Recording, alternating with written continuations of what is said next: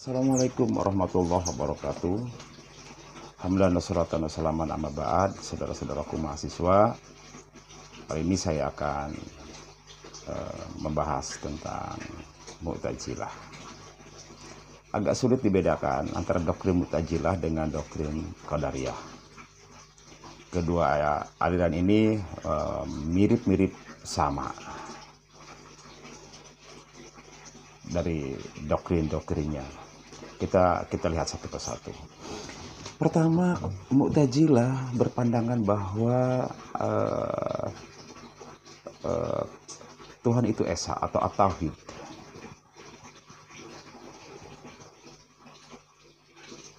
Untuk meyakinkan bahwa Tuhan itu esa, Mu'tazilah menghilangkan sifat-sifat atau tidak mengakui bahwa Tuhan itu punya sifat. Karena sifat itu banyak, maka dipandang kalau begitu Tuhan terdiri dari banyak unsur. Lah, itu tidak menurut Mu'tazilah. Jadi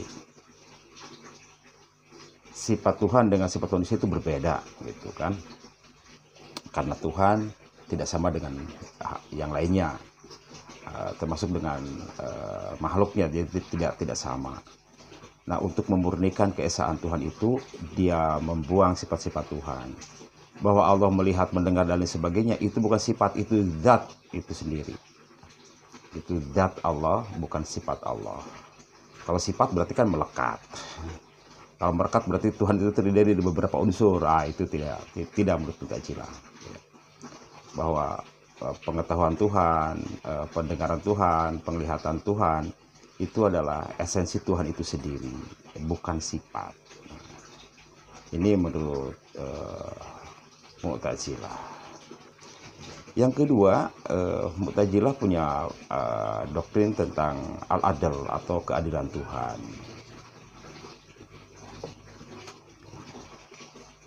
Menurut Mu'tazilah, karena Tuhan itu sempurna, maka dia pasti adil.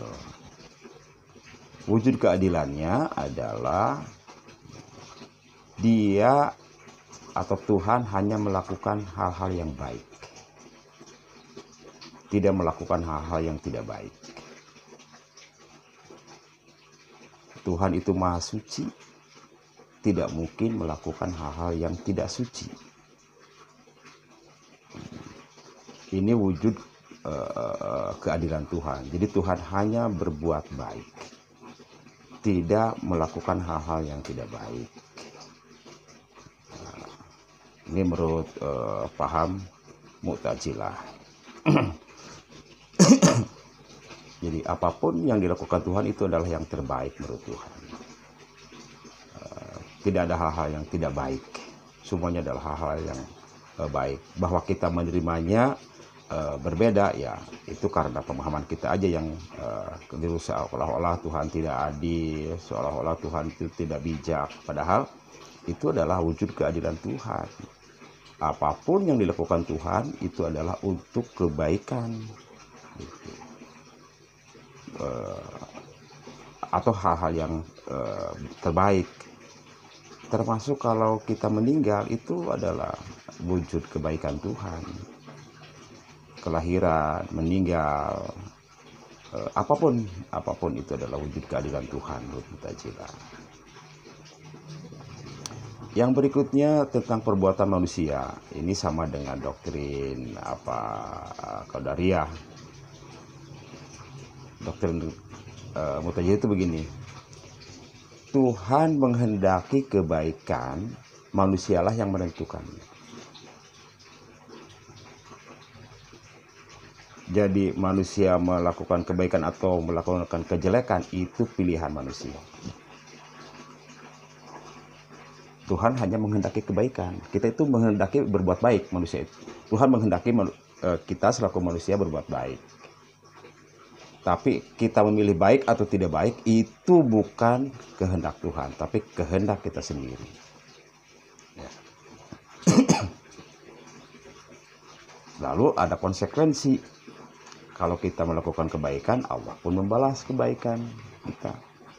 Kalau kita melakukan kejelekan, Allah pun akan membalas kejelekan kita. Jadi perbuatan baik atau tidak baik itu kehendak manusia, bukan kehendak Allah.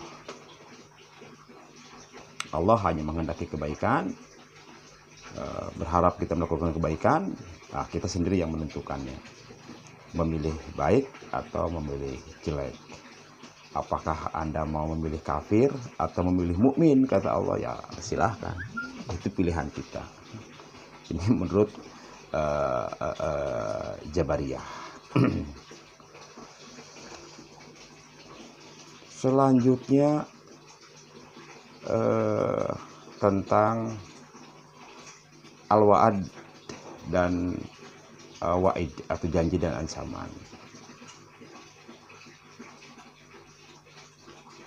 Di beberapa ayat Al-Quran Allah memberikan janji dan ancaman. Menurut Mu'tazilah Allah pasti melakukan itu. Janjinya akan ditepati, ancamannya pun demikian. Jadi kalau dalam Al-Quran dikatakan orang yang melakukan dosa akan dihukum, Tuhan akan konsekuen melakukan itu. Kalau dalam Al-Quran Allah menyatakan orang yang berbuat baik akan diberikan pahala, Allah pun akan melakukan itu. Jadi seseorang masuk surga atau masuk neraka itu tergantung amalnya. Kalau dia baik masuk surga, kalau dia tidak baik masuk neraka. Jadi tidak ada orang yang baik masuk neraka atau orang yang jelek masuk surga, nggak ada itu. Jadi kebaikan itu adalah tiket masuk surga, kejelekan adalah tiket masuk neraka. Jadi masuk surga atau masuk neraka itu bukan kehendak Allah, tapi dari hasil perhitungan amal yang manusia lakukan. Ketika dia beramal baik, maka Allah masukkan dia ke surga. Ketika amal dia jelek, Allah masukkan dia ke neraka. Jadi janji dan ancaman Tuhan itu akan diwujudkan. Yang selanjutnya doktrin Mu'tazilah itu adalah al-manjilah bain manjilatain. Nah, ini yang cukup menarik ya. Al-manjilah bain manjilatain itu ada satu tempat di antara dua tempat.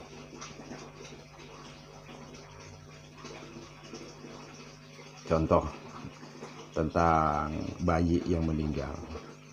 Apakah dia masuk surga atau masuk neraka? Bayi yang meninggal itu masuk surga belum bisa dong, karena surga itu bagi orang yang berbuat baik. Bayi kan belum berbuat baik. Atau dimasukkan ke neraka, nggak bisa dong. Neraka itu bagi orang yang berbuat jahat. Bayi kan belum berbuat jahat. Nah yang begini dimasukkannya kemana ya? Tuhan sepertinya harus membuat coupling baru antara surga dan neraka. Ada coupling tersendiri kira-kira. Nah mana lainnya majalah bain manjilatain itu begini maksudnya. Orang mukmin yang berbuat dosa besar gitu kan, itu tidak bisa dikatakan kafir atau keluar dari Islam karena dalam hatinya masih ada keimanan. Tidak juga dikatakan mukmin karena dia melakukan dosa besar. Nah, orang mukmin yang melakukan dosa besar ini menurut Mu'tazilah mereka adalah fasik. Fasik itu antara mukmin dan kafir, itu namanya fasik. Dia tidak mukmin, dia tidak kafir. Manjilah bain manjilatain, antara dua posisi, antara mukmin dengan kafir. Jadi dibilang kafir masih tertanam keimanan, mengakui Allah, mengakui Rasulnya, kitab sucinya dan seterusnya. Dikatakan mukmin pun enggak, karena dia melakukan dosa besar.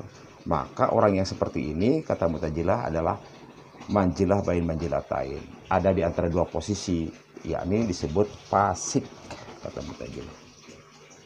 Jadi mukmin bukan, kafir juga bukan. Selanjutnya doktrin Mu'tazilah adalah amar ma'ruf nahi mungkar. Menurut Mu'tazilah, amar ma'ruf nahi mungkar ini wajib. Kita harus melakukan amar ma'ruf nahi mungkar. Ini kewajiban bagi kita. Tidak boleh kita diam ketika melihat kemungkaran. Dan kita senantiasa harus mengajak orang-orang berbuat baik. Jadi mencegah kejahatan, mengajak kepada hal-hal yang ma'ruf atau hal-hal yang baik. Ini menjadi wajib bagi semua orang mukmin melakukan amar ma'ruf nahi mungkar. Ada juga ayatnya kan yang menyatakan ini. Wal takum minkum ummatun yad'una ilal khairi wa ya'muruna bil ma'ruf wa yanhauna 'anil munkar. Al-ayat. Jadi menurut Mu'tazilah ini amar ma'ruf nahi mungkar ini ya sesuatu yang wajib untuk kita lakukan.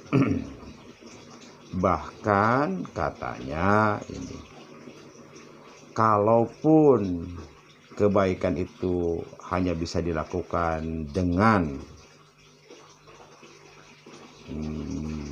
menegakkan disiplin yang keras, ya silahkan lakukan itu.